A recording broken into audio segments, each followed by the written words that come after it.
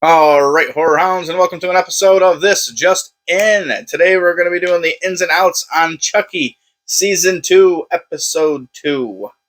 Like before I said, we're not going to be giving these episodes a rating because we never know what's going to happen from week to week, and we're going to give the whole season as a whole at the end a final rating. All right, so with this one, the ins. The first thing I'm going to give an in was this episode started off with Tiffany and Nika. Completely excluded them in the first one, had them right away in this one.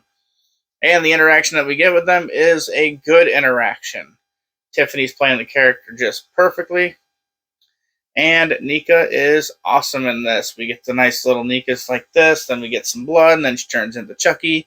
It's a fun little scene to remind us that Chucky still does have a hold on Nika's body, but blood, for some reason, is the in and out of that character. All right, another in for me in this episode was the Devon Sawa reference. He references that idle hands are the devil's playground, which was just perfect for me at the moment when I was watching this, since he was literally the lead actor in Idle Hands. Couldn't ask for a better line. And then we get Jake referencing the priest, which is played by Devon Sawa. Says he looks a lot like his dad, which Devon Sawa played his dad and his uncle in the last season. So I thought that was a nice little funny, cheeky wink and nod. Also, one other little funny wink and nod in this is you do see an episode in the episode where Tiffany is making Nika watch Jennifer Tilly in Liar Liar. Thought it was funny. They always reference Bound, and none of her movies no other movies of hers ever get referenced, and they reference Liar Liar. I thought that was pretty smart on Don Mancini's part to start to bring in some extra lore. All right, so the things I'm mixed on. Both kills in this episode I'm mixed on. The first one, he scares the crap out of a nun, and she has a heart attack. Normally, I would probably put a heart attack from Chucky scaring in and out, but Chucky has some pretty funny lines during this, so I'm going to put it in the mixed. I liked it. Then the other kill in this movie is a detective, and Tiffany comes up behind him and slits his throat.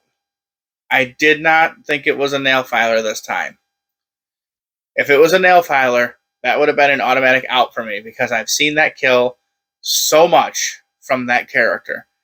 But it's still the same kind of kill with a different weapon, so I'm giving it a mixed. I wish she would actually do something else, because in Bride of Chucky, she has inventive kills after that one. That one is the first time we've seen it, and she has other kills, and they're great. And from that point on, it's like that's the only thing she knows how to do.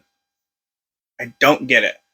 I feel like Don Mancini does a great job writing so much stuff, and I feel like he misses the mark on the Tiffany character. And the last thing that's mixed for me is the ending. So at the very end, when Tiffany kills the detective and she's trying to clean it up real fast because her kids are here, we see their feet and it rolls up the back of them, and we don't get to see Glenn and Glenda. It cuts it off right there. Which, that would have been an in for me if they left it at that. But since they ended it on a cliffhanger, but in the trailer for the fucking season, they showed us what Glenn and Glenda look like. It just put me in like a fuck you mood for that one.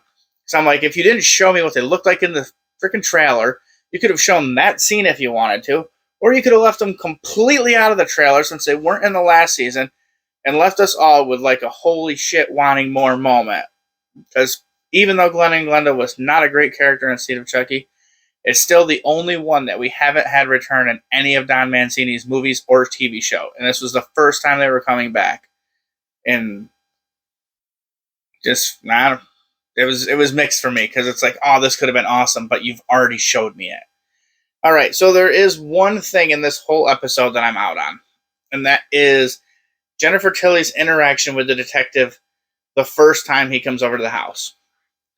I feel like she is way over the top, cartoonish like. It's just unbelievable portrayal, and it just like Tiffany is a killer before she was in a doll, before she was into Jennifer Tilly's body. And there's no reason why she would talk like that. No reason why. Overall, the plot of this one, we do get to follow Jake and Devin and Lexi, and then Chucky's doing this weird thing in this one where the doll showed up there. He scared the crap out of the lady and killed her. He ends up having like a phone on him, and he takes a picture of Jake, and then he runs away. Isn't even going to hurt him. Then he gets a picture of Lexi, and he doesn't hurt him. And then when they finally catch him, they look at his phone, and he's been taking pictures of the whole place. So they have him tied up, and they say that he's more like a spy who's trying to give out information to somebody else, but they don't know who it's going to. I thought that was a really neat way to do like a new take with Chucky. Is because he can output himself in all these dolls.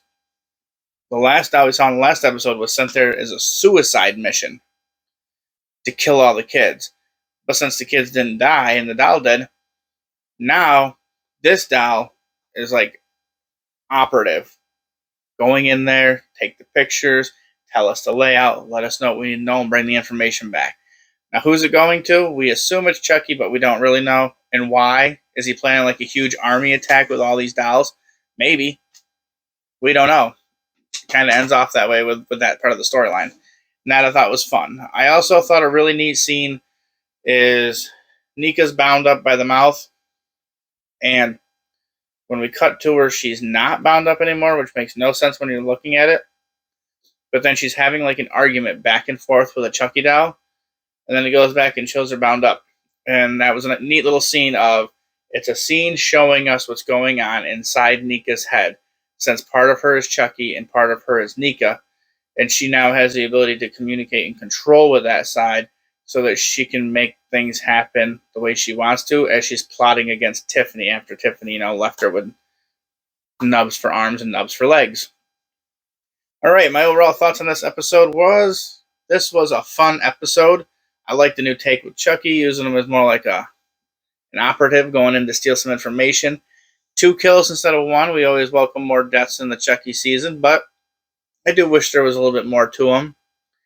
And for the most part, everybody's acting was good. Just that one scene with Jennifer Tilly I thought was really shit.